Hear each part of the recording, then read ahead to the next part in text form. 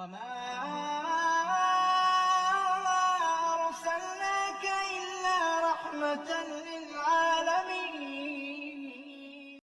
بسم الله الرحمن الرحيم نحمده ونصلي على رسوله الكريم أما بعد فأعوذ بالله من الشيطان الرجيم بسم الله الرحمن الرحيم. معزز سامعین، آج کی قسط میں ہم سیرت النبی صلی اللہ علیہ وآلہ وسلم میں جو ہمارا ٹاپک ہے وہ ہے غم کا سال. غم کے سال کس وجہ سے ہے؟ اس میں جو پہلی بات ہے وہ ہے نبی پاک صلی اللہ علیہ وآلہ وسلم کے چچا ابو طالب کی وفات. اس ٹاپک میں مولانا صفی الرحمن مبارک پوری صاحب لکھتے ہیں، ابو طالب کا مرض بڑھتا گیا اور بالآخر وہ انتقال کر گئے. ان کی وفات شعب ابی طالب کی محصوری کے خاتمے کے 6 ماہ بعد رجب سن 10 نبوی میں ہوئی. ایک قول یہ بھی ہے کہ انہوں نے حضرت خدیجہ رضی اللہ عنہا کی وفات سے صرف 3 دن پہلے ماہ رمضان میں وفات پائی. صحیح بخاری میں حضرت مسیب رضی اللہ عنہ سے مروی ہے کہ جب ابو طالب کی وفات کا وقت آیا تو نبی صلی اللہ علیہ وآلہ وسلم ان کے پاس تشریف لے گئے. وہاں ابو جہل بھی موجود تھا. آپ صلی اللہ علیہ وآلہ وسلم نے فرمایا، چچا جان آپ لا الہ الا اللہ کہہ دیجئے، بس ایک کلمہ جس کے ذریعے میں اللہ کے پاس آپ کے لیے حجت پیش کر سکوں گا. ابو جہل اور عبداللہ بن امیہ نے کہا، ابو طالب کیا عبد المطلب کی ملت سے رخ پھیر لوگے؟ پھر یہ دونوں برابر ان سے بات کرتے رہے، یہاں تک کہ آخری بات جو ابو طالب نے لوگوں سے کہی تھی وہ یہ تھی کہ عبد المطلب کی ملت پر. نبی صلی اللہ علیہ وآلہ وسلم نے فرمایا، میں جب تک آپ سے روک نہ دیا جاؤں آپ کے لیے دعائے مغفرت کرتا رہوں گا.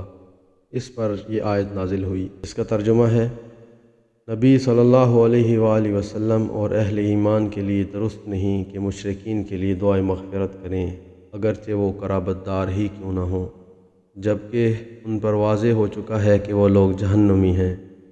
اور یہ آیت بھی نازل ہوئی، اِنَّکَ لَا تَهْدِی مَنْ أَحْبَبْتَ، آپ جسے پسند کریں ہدایت نہیں دے سکتے.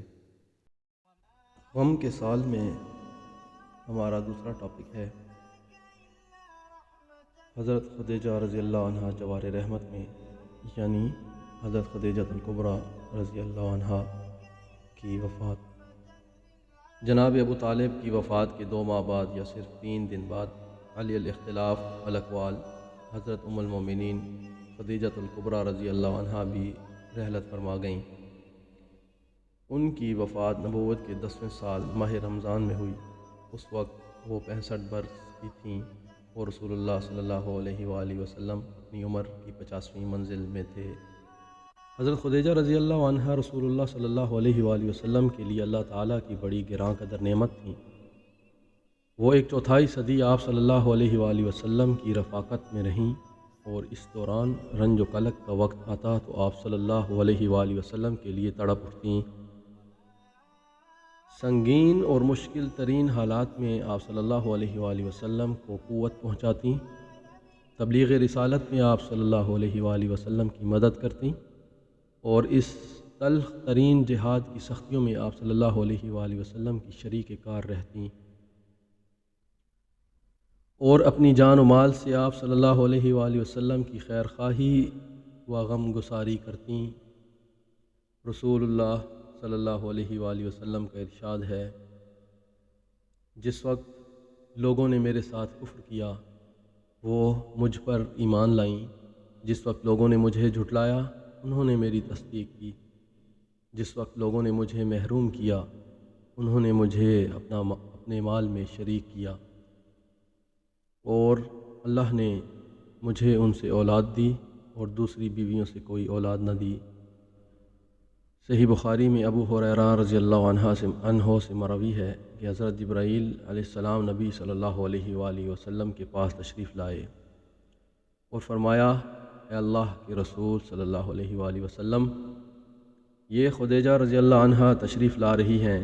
ان کے پاس ایک برتن ہے جس میں سالن یا کھانا یا کوئی مشروب ہے. جب وہ آپ صلی اللہ علیہ وآلہ وسلم کے پاس آ پہنچیں تو آپ صلی اللہ علیہ وآلہ وسلم انہیں ان کے رب کی طرف سے سلام کہیں اور جنت میں موتی کے ایک محل کی بشارت دیں جس میں نہ شور و شغب ہوگا نہ درماندگی و تھکان۔ اگلا ٹاپک لگایا ہے مولانا صفی الرحمن مبارک پوری صاحب نے، غم ہی غم۔ یہ دونوں الم انگیز حادثے صرف چند دنوں کے دوران پیش آئے جس سے نبی صلی اللہ علیہ وآلہ وسلم کے دل میں غم و الم کے احساسات مہجن ہو گئے، اور اس کے بعد قوم کی طرف سے بھی مصائب کا تومار بند گیا، کیونکہ ابو طالب کی وفات کے بعد ان کی جسارت بڑھ گئی اور وہ کھل کر آپ صلی اللہ علیہ وآلہ وسلم کو اذیت اور تکلیف پہنچانے لگے۔ اس کیفیت نے آپ صلی اللہ علیہ وآلہ وسلم کے غم و الم میں اور اضافہ کر دیا۔ آپ صلی اللہ علیہ وآلہ وسلم نے ان سے مایوس ہو کر طائف کی راہ لی کہ ممکن ہے وہاں لوگ آپ صلی اللہ علیہ وآلہ وسلم کی دعوت قبول کر لیں، آپ صلی اللہ علیہ وآلہ وسلم کو پناہ دے دیں اور آپ صلی اللہ علیہ وآلہ وسلم کی قوم کے خلاف آپ کی مدد کریں، لیکن وہاں نہ کوئی پناہ دہندہ ملا نہ مددگار، بلکہ الٹے انہوں نے سخت اذیت پہنچائی اور ایسی بدسلوکی کی کہ خود آپ صلی اللہ علیہ وآلہ وسلم کی قوم نے ویسی بدسلوکی نہ کی تھی۔ ہاں اس بات کا اعادہ بے محل نہ ہوگا کہ اہل مکہ نے جس طرح نبی صلی اللہ علیہ وآلہ وسلم کے خلاف ظلم جور کا بازار گرم کر رکھا تھا، اسی طرح وہ آپ صلی اللہ علیہ وآلہ وسلم کے رفقاء کے خلاف بھی ستمرانی کا سلسلہ جاری رکھے ہوئے تھے۔ چنانچہ آپ صلی اللہ علیہ وآلہ وسلم کے ہمدم و ہمراز ابو بکر صدیق رضی اللہ عنہ مکہ چھوڑنے پر مجبور ہو گئے اور حبشہ کے ارادے سے تن بتقدیر نکل پڑے، لیکن بر کے غماد پہنچے تو ابن دغنہ سے ملاقات ہو گئی اور وہ اپنی پناہ میں آپ رضی اللہ عنہ کو مکہ میں واپس لے آیا۔ ابن اسحاق کا بیان ہے کہ جب ابو طالب انتقال کر گئے تو قریش نے رسول اللہ صلی اللہ علیہ وآلہ وسلم کو ایسی اذیت پہنچائی کہ ابو طالب کی زندگی میں کبھی اس کی آرزو بھی نہ کر سکے تھے، حتیٰ کہ قریش کے ایک احمق نے سامنے آ کر آپ صلی اللہ علیہ وآلہ وسلم کے سر پر مٹی ڈال دی۔ آپ صلی اللہ علیہ وآلہ وسلم اسی حالت میں گھر تشریف لائے، مٹی آپ صلی اللہ علیہ وآلہ وسلم کے سر پر پڑی ہوئی تھی۔ آپ صلی اللہ علیہ وآلہ وسلم کی ایک صاحبزادی نے اٹھ کر مٹی دھوئی، وہ دھوتے ہوئے روتی جا رہی تھیں اور رسول اللہ صلی اللہ علیہ وآلہ وسلم انہیں تسلی دیتے ہوئے فرماتے جا رہے تھے، بیٹی رو نہیں، اللہ تمہارے ابا کی حفاظت کرے گا۔ اس دوران آپ صلی اللہ علیہ وآلہ وسلم یہ بھی فرماتے جا رہے تھے کہ قریش نے میرے ساتھ کوئی ایسی بدسلوکی نہ کی جو مجھے ناگوار گزری ہو، یہاں تک کہ ابو طالب کا انتقال ہو گیا۔ اسی طرح کے پے در پہ آلام و مصائب کی بنا پر رسول اللہ صلی اللہ علیہ وآلہ وسلم نے اس سال کا نام عام الحزن یعنی غم کا سال رکھ دیا اور یہ سال اسی نام سے تاریخ میں مشہور ہو گیا۔ اگلا ٹاپک ہے حضرت سودا رضی اللہ عنہا سے شادی۔ اسی سال شوال سن 10 نبوت میں رسول اللہ صلی اللہ علیہ وآلہ وسلم نے حضرت سودا بنت زمعہ رضی اللہ عنہا سے شادی کی۔ یہ ابتدائی دور میں مسلمان ہو گئی تھیں اور دوسری ہجرت حبشہ کے موقع پر ہجرت بھی کی تھی۔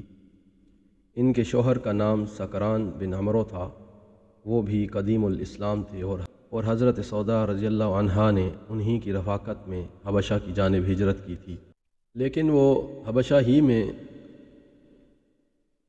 اور کہا جاتا ہے کہ مکہ واپس آ کر انتقال کر گئے۔ اس کے بعد جب حضرت سودا رضی اللہ عنہا کی عدت ختم ہو گئی تو نبی صلی اللہ علیہ وآلہ وسلم نے ان کو شادی کا پیغام دیا اور پھر شادی ہو گئی۔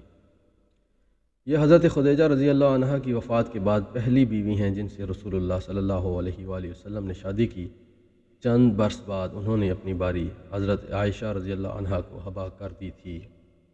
ہمارا اگلا ٹاپک ہے ابتدائی مسلمانوں کا صبر و ثبات اور اس کے اسباب و عوامل۔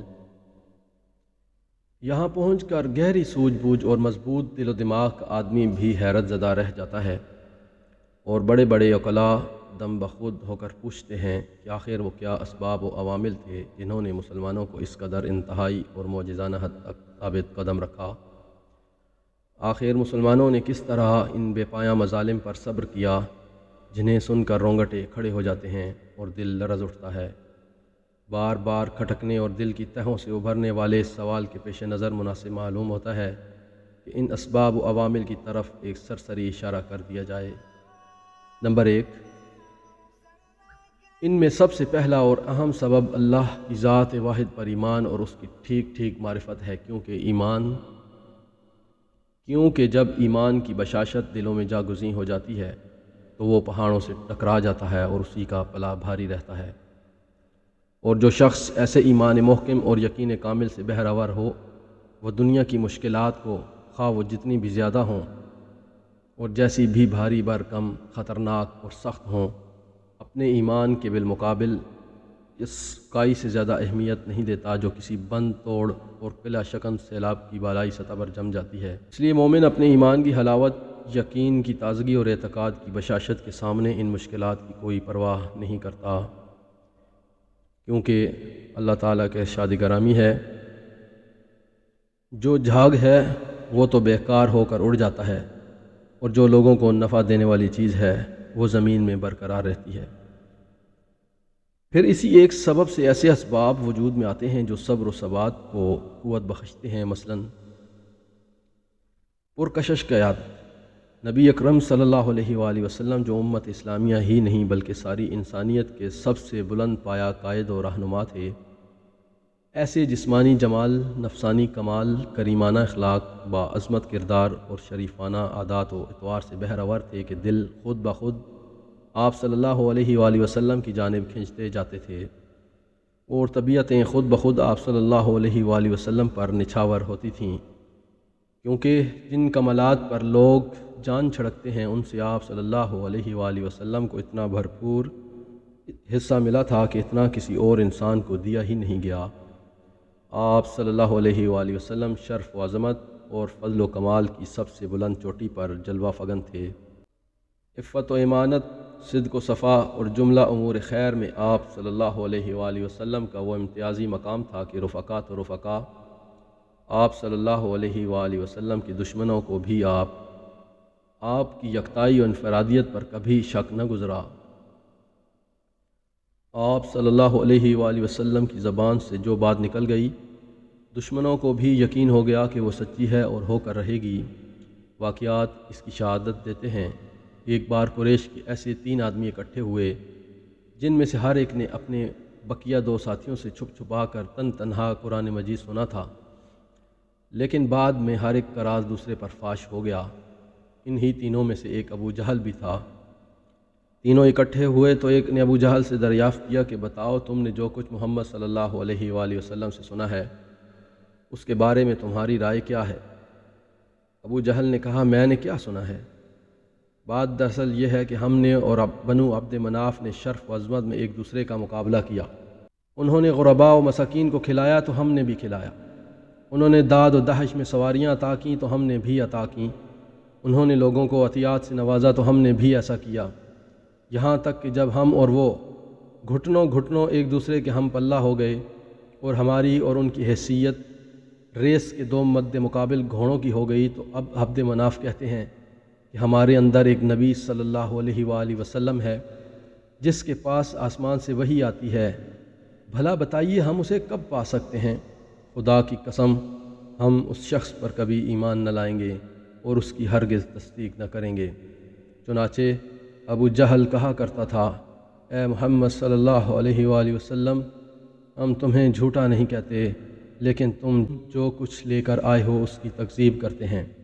اس بارے میں اللہ تعالیٰ نے یہ آیات نازل فرمائیں، یہ لوگ آپ کو نہیں جھٹلاتے بلکہ یہ ظالم اللہ کی آیتوں کا انکار کرتے ہیں۔ اس واقعے کی تفصیل گزر چکی ہے کہ ایک روز کفار نے نبی صلی اللہ علیہ وآلہ وسلم کو 3 بار لعن طعن کی، اور تیسری دفعہ میں آپ صلی اللہ علیہ وآلہ وسلم نے فرمایا کہ اے قریش کی جماعت، میں تمہارے پاس ذبح کا حکم لے کر آیا ہوں۔ تو یہ بات ان پر اس طرح اثر کر گئی کہ جو شخص عداوت میں سب سے بڑھ کر تھا وہ بھی بہتر سے بہتر جو جملہ پا سکتا تھا اس کے ذریعے آپ صلی اللہ علیہ وآلہ وسلم کو راضی کرنے کی کوشش میں لگ گیا۔ اسی طرح اس کی بھی تفصیل گزر چکی ہے کہ جب حالت سجدہ میں آپ صلی اللہ علیہ وآلہ وسلم پر اوجڑی ڈالی گئی اور آپ صلی اللہ علیہ وآلہ وسلم نے سر اٹھانے کے بعد اس حرکت کے کرنے والوں پر بد دعا کی تو ان کی ہنسی ہوا ہو گئی اور ان کے اندر غم و قلق کی لہر دوڑ گئی۔ انہیں یقین ہو گیا کہ اب ہم نہیں بچ سکتے۔ یہ واقعہ بھی بیان کیا جا چکا ہے کہ آپ صلی اللہ علیہ وآلہ وسلم نے ابو لہب کے بیٹے عتیبہ پر بد دعا کی تو اسے یقین ہو گیا کہ وہ آپ صلی اللہ علیہ وآلہ وسلم کی بد دعا کی زد سے بچ نہیں سکتا۔ چنانچہ اس نے ملک شام کے سفر میں شیر کو دیکھتے ہی کہا، واللہ محمد نے مکہ میں رہتے ہوئے مجھے قتل کر دیا۔ ابی بن خلف کا واقعہ ہے کہ وہ بار بار آپ صلی اللہ علیہ وآلہ وسلم کو قتل کی دھمکیاں دیا کرتا تھا۔ ایک بار آپ صلی اللہ علیہ وآلہ وسلم نے جواباً فرمایا کہ تم نہیں بلکہ میں تمہیں قتل کروں گا انشاءاللہ۔ اس کے بعد جب آپ صلی اللہ علیہ وآلہ وسلم نے جنگ احد کے روز ابی کی گردن پر نیزہ مارا تو اگرچہ اس سے معمولی خراش آئی، لیکن ابی برابر یہی کہہ جا رہا تھا کہ محمد صلی اللہ علیہ وآلہ وسلم نے مجھ سے مکہ میں کہا تھا کہ میں تمہیں قتل کروں گا، اس لیے اگر وہ مجھ پر تھوک ہی دیتا تو بھی میری جان نکل جاتی۔ اسی طرح ایک بار حضرت سعد بن معاذ نے مکے میں امیہ بن خلف سے کہہ دیا کہ میں نے رسول اللہ صلی اللہ علیہ وآلہ وسلم کو یہ فرماتے ہوئے سنا ہے کہ مسلمان تمہیں قتل کریں گے، تو اس سے امیہ پر سخت گھبراہٹ طاری ہو گئی جو مسلسل قائم رہی۔ چنانچہ اس نے عہد کر لیا کہ وہ مکے سے باہر ہی نہ نکلے گا، اور جب جنگ بدر کے موقع پر ابو جہل کے اصرار سے مجبور ہو کر نکلنا پڑا تو اس نے مکے کا سب سے تیز رو اونٹ خریدا تاکہ خطرے کی علامات ظاہر ہوتے ہی بھاگ نکلے۔ ادھر جنگ میں جانے پر آمادہ دیکھ کر اس کی بیوی نے بھی ٹوکا کہ ابو صفوان، آپ کے یسربی بھائی نے جو کچھ کہا تھا اسے آپ بھول گئے ہو؟ ابو صفوان نے جواب میں کہا کہ نہیں، بلکہ میں خدا کی قسم ان کے ساتھ تھوڑی ہی دور جاؤں گا۔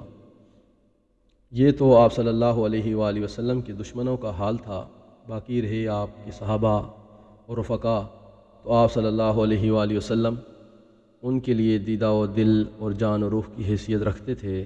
ان کے دل کی گہرائیوں سے آپ کے لیے حب صادق کے جذبات اس طرح ابلتے تھے جیسے نشیب کی طرف پانی بہتا ہے، اور جان و دل اس طرح آپ صلی اللہ علیہ وآلہ وسلم کی طرف کھینچتے تھے جیسے لوہا مقناطیس کی طرف کھینچتا ہے۔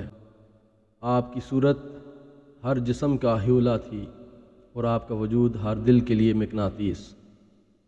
اس محبت و فداکاری اور جانثاری اور جانسپاری کا نتیجہ یہ تھا کہ صحابہ کرام کو یہ گوارا نہ تھا کہ آپ صلی اللہ علیہ وآلہ وسلم کے ناخن میں بھی خراش تک آ جائے یا آپ صلی اللہ علیہ وآلہ وسلم کے پاؤں میں کانٹا ہی چپ جائے، خاص کے لیے ان کی گردنیں ہی کیوں نہ کوٹ دی جائیں۔ ایک روز ابو بکر صدیق رضی اللہ عنہ کو بری طرح کچل دیا گیا اور انہیں سخت مار ماری گئی۔ عتبہ بن ربیہ ان کے قریب آ کر انہیں 2 پیوند لگے ہوئے جوتوں سے مارنے لگا، چہرے کو خصوصیت سے نشانہ بنایا، پھر پیٹ پر چڑھ گیا۔ کیفیت یہ تھی کہ چہرے اور ناک کا پتہ نہیں چل رہا تھا۔ پھر ان کے قبیلہ بنو تیم کے لوگ انہیں کپڑے میں لپیٹ کر گھر لے گئے۔ انہیں یقین تھا کہ اب یہ زندہ نہ بچیں گے، لیکن دن کے خاتمے کے قریب ان کی زبان کھل گئی، اور زبان کھلی تو یہ بولے کہ رسول اللہ صلی اللہ علیہ وآلہ وسلم کیا ہوئے؟ اس پر بنو تیم نے انہیں سخت کہا، ملامت کی، اور ان کی ماں ام الخیر سے یہ کہہ کر اٹھ کھڑے ہوئے کہ انہیں کچھ کھلا پلا دینا۔ جب وہ تنہا رہ گئیں تو انہوں نے ابو بکر رضی اللہ عنہ سے کھانے پینے کے لیے اصرار کیا، لیکن ابو بکر رضی اللہ عنہ یہی کہتے رہے کہ رسول اللہ صلی اللہ علیہ وآلہ وسلم کا کیا ہوا؟ آخر کار ام الخیر نے کہا، مجھے تمہارے ساتھی کا حال معلوم نہیں۔ ابو بکر رضی اللہ عنہ نے کہا، ام جمیل بنت خطاب کے پاس جاؤ اور اس سے دریافت کرو۔ وہ ام جمیل کے پاس گئیں اور بولیں، ابو بکر تم سے محمد بن عبداللہ صلی اللہ علیہ وآلہ وسلم کے بارے میں دریافت کر رہے ہیں۔ ام جمیل نے کہا، میں نہ ابو بکر کو جانتی ہوں نہ محمد بن عبداللہ کو، البتہ اگر تم چاہو تو میں تمہارے ساتھ تمہارے صاحبزادے کے پاس چل سکتی ہوں۔ ام الخیر نے کہا، بہتر ہے۔ اس کے بعد ام جمیل ان کے ہمراہ آئیں، دیکھا تو ابو بکر رضی اللہ عنہ انتہائی خستہ حال میں پڑے تھے۔ پھر قریب ہوئیں تو چیخ پڑیں اور کہنے لگیں، جس قوم نے آپ کی یہ درگت بنائی ہے وہ یقیناً بدگماش اور کافر قوم ہے، مجھے امید ہے کہ اللہ آپ کا بدلہ ان سے لے کر رہے گا۔ ابو بکر رضی اللہ عنہ نے پوچھا، رسول اللہ صلی اللہ علیہ وآلہ وسلم کیا ہوئے؟ انہوں نے کہا، یہ آپ کی ماں سن رہی ہیں۔ کہا، کوئی بات نہیں۔ بولیں، آپ صحیح سالم ہیں؟ پوچھا کہاں ہیں؟ کہا ابن ارقم کے گھر میں ہیں۔ ابو بکر رضی اللہ عنہ نے فرمایا اچھا، تو پھر اللہ کے لیے مجھ پر عہد ہے کہ میں نہ کوئی کھانا کھاؤں گا نہ پانی پیوں یہاں تک کہ رسول اللہ صلی اللہ علیہ وآلہ وسلم کی خدمت میں حاضر ہو جاؤں۔ اس کے بعد ام الخیر اور ام جمیل رکی رہیں۔ جب آمد و رفت بند ہو گئی اور سناٹا چھا گیا تو یہ دونوں ابو بکر رضی اللہ عنہ کو لے کر نکلیں۔ وہ ان پر ٹیک لگائے ہوئے تھے اور اس طرح انہوں نے ابو بکر رضی اللہ عنہ کو رسول اللہ صلی اللہ علیہ وسلم کی خدمت میں پہنچا دیا۔ محبت و جاں سپاری کے کچھ اور بھی نادر واقعات ہم اپنی اس کتاب میں موقع بہ موقع نقل کریں گے، خصوصاً جنگ احد کے واقعات اور حضرت خبیب رضی اللہ عنہ کے حالات کے ضمن میں۔ احساس ذمہ داری۔ صحابہ کرام رضوان اللہ تعالیٰ علیہم اجمعین جانتے تھے کہ یہ مشت خاک جسے انسان کہا جاتا ہے، اس پر کتنی بھاری بھرکم اور زبردست ذمہ داریاں ہیں، اور یہ کہ ان ذمہ داریوں سے کسی صورت میں گریز اور پہلو تہی نہیں کی جا سکتی، کیونکہ اس گریز کے جو نتائج ہوں گے وہ موجودہ ظلم و ستم سے زیادہ خوفناک اور ہلاکت آفریں ہوں گے، اور اس گریز کے بعد خود ان کو اور ساری انسانیت کو جو خسارہ لاحق ہوگا وہ اس قدر شدید ہوگا کہ اس ذمہ داری کے نتیجے میں پیش آنے والی مشکلات اس خسارے کے مقابلے میں کوئی حیثیت نہیں رکھتیں۔ آخرت پر ایمان، جو مذکورہ احساس ذمہ داری کی تقویت کا باعث تھا۔ صحابہ کرام اس بات پر غیر متزلزل یقین رکھتے تھے کہ انہیں رب العالمین کے سامنے کھڑے ہونا ہے، پھر ان کے چھوٹے بڑے اور معمولی اور غیر معمولی ہر طرح کے اعمال کا حساب لیا جائے گا۔ اس کے بعد یا تو نعمتوں بھری دائمی جنت ہوگی یا عذاب سے بھڑکتی ہوئی جہنم۔ اس یقین کا نتیجہ یہ تھا کہ صحابہ کرام اپنی زندگی امید و بیم کی حالت میں گزارتے تھے، یعنی اپنے پروردگار کی رحمت کی امید رکھتے تھے، اور اس کے عذاب کا خوف بھی، اور ان کی کیفیت وہی رہتی تھی جو اس آیت میں بیان کی گئی ہے۔ وہ جو کچھ کرتے ہیں دل کے اس خوف کے ساتھ کرتے ہیں کہ انہیں اپنے رب کے پاس پلٹ کر جانا ہے۔ انہیں اس کا بھی یقین تھا کہ دنیا اپنی ساری نعمتوں اور مصیبتوں سمیت آخرت کے مقابل مچھر کے ایک پر کے برابر بھی نہیں، اور یہ یقین اتنا پختہ تھا کہ اس کے سامنے دنیا کی ساری مشکلات، مشقتیں اور تلخیاں ہیچ تھیں، اس لیے وہ ان مشکلات اور تلخیوں کو کوئی حیثیت نہیں دیتے تھے۔ نمبر 5، ان ہی پرخطر، مشکل ترین اور تیرہ و تار حالات میں ایسی صورتیں اور آیتیں بھی نازل ہو رہی تھیں جن میں بڑے ٹھوس اور پرکشش انداز سے اسلام کے بنیادی اصولوں پر دلائل و براہین قائم کیے گئے تھے، اور اس وقت اسلام کی دعوت انہی اصولوں کے گرد گردش کر رہی تھی۔ ان آیتوں میں اہل اسلام کے لیے ایسے بنیادی امور بتلائے جا رہے تھے جن پر اللہ تعالیٰ نے عالم انسانیت کے سب سے باعظمت اور پر رونق معاشرے یعنی اسلامی معاشرے کی تعمیر و تشکیل مقدر کر رکھی تھی۔ نیز ان آیات میں مسلمانوں کے جذبات و احساسات کو پامردی و ثابت قدمی پر ابھارا جا رہا تھا، اس کے لیے مثالیں دی جا رہی تھیں اور اس کی حکمتیں بیان کی جاتی تھیں۔ تم سمجھتے ہو کہ جنت میں چلے جاؤ گے، حالانکہ ابھی تم پر ان لوگوں جیسی حالت نہیں آئی جو تم سے پہلے گزر چکے ہیں۔ وہ سختیوں اور بدحالیوں سے دوچار ہوئے اور انہیں جھنجھوڑ دیا گیا، یہاں تک کہ رسول اور جو لوگ ان پر ایمان لائے تھے بول اٹھے کہ اللہ کی مدد کب آئے گی؟ سنو، اللہ کی مدد قریب ہے۔ اگلی آیت ہے الف لام میم۔ کیا لوگوں نے یہ سمجھ رکھا ہے کہ انہیں یہ کہنے پر چھوڑ دیا جائے گا کہ ہم ایمان لائے اور ان کی آزمائش نہیں کی جائے گی؟ حالانکہ ان سے پہلے جو لوگ تھے ہم نے ان کی آزمائش کی، لہٰذا ان کے بارے میں بھی اللہ یہ ضرور معلوم کرے گا کہ کن لوگوں نے سچ کہا، اور یہ بھی ضرور معلوم کرے گا کہ کون لوگ جھوٹے ہیں۔ اور انہی کے پہلو بہ پہلو ایسی آیات کا نزول بھی ہوتا رہا جن میں کفار و معاندین کے اعتراضات کے دندان شکن جوابات دیے گئے۔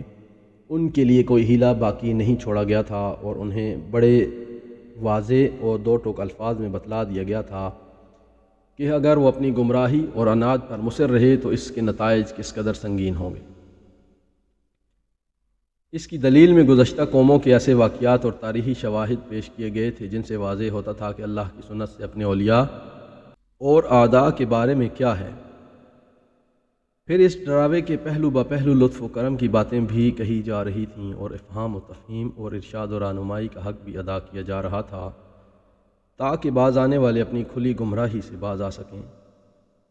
در حقیقت قرآن مسلمانوں کو ایک دوسری ہی دنیا کی سیر کراتا تھا، اور انہیں کائنات کے مشاہد، ربوبیت کے جمال، الوہیت کے کمال، رحمت و رافت کے آثار، اور لطف و رضا کے ایسے ایسے جلوے دکھاتا تھا کہ ان کے جذب و شوق کے آگے کوئی رکاوٹ برقرار ہی نہ رہ سکتی تھی۔ پھر انہیں آیات کی تہ میں مسلمانوں سے ایسے ایسے خطابات بھی ہوتے تھے جن میں پروردگار کی طرف سے رحمت و رضوان اور دائمی نعمتوں سے بھری ہوئی جنت کی بشارت ہوتی تھی، اور ظالم و سرکش دشمنوں اور کافروں کے ان حالات کی تصویر کشی ہوتی تھی کہ وہ رب العالمین کی عدالت میں فیصلے کے لیے کھڑے ہو جائیں گے، ان کی بھلائیاں اور نیکیاں ضبط کر لی جائیں گی اور انہیں چہروں کے بل گھسیٹ کر یہ کہتے ہوئے جہنم میں پھینک دیا جائے گا کہ لوہ جہنم کا لطف اٹھاؤ۔ نمبر 6، کامیابی کی بشارتیں۔ ان ساری باتوں کے علاوہ مسلمانوں کو اپنی مظلومیت کے پہلے ہی دن سے بلکہ اس کے بھی پہلے سے معلوم تھا کہ اسلام قبول کرنے کے معنی یہ نہیں ہے کہ دائمی مصائب اور ہلاکت خیزیاں مول لے لی گئیں، بلکہ اسلامی دعوت روز اول سے جاہلیت، جہلا اور اس کے ظالمانہ نظام کے خاتمے کے عزائم رکھتی ہے، اور اس دعوت کا ایک اہم نشانہ یہ بھی ہے کہ وہ روئے زمین پر اپنا اثر و نفوذ پھیلائے اور دنیا کے سیاسی موقف پر اس طرح غالب آ جائے کہ انسانی جمعیت اور اقوام عالم کو اللہ کی مرضی کی طرف لے جا سکے اور انہیں بندوں کی بندگی سے نکال کر اللہ کی بندگی میں داخل کر سکے۔ قرآن مجید میں یہ بشارتیں کبھی اشارتاً کبھی صراحتاً نازل ہوتی تھیں، چنانچہ ایک طرف حالات یہ تھے کہ مسلمانوں پر پورے روئے زمین اپنی ساری وسعتوں کے باوجود تنگ بنی ہوئی تھی اور ایسا لگتا تھا کہ اب وہ پنپ نہ سکیں گے بلکہ ان کا مکمل صفایا کر دیا جائے گا۔ جی سامعین، آپ کو میری یہ کوشش کیسی لگی؟ اس سلسلے میں کمنٹس کر کے ضرور بتائیے اور ویڈیو کو لائک اور شیئر کیجیے۔ بہت شکریہ۔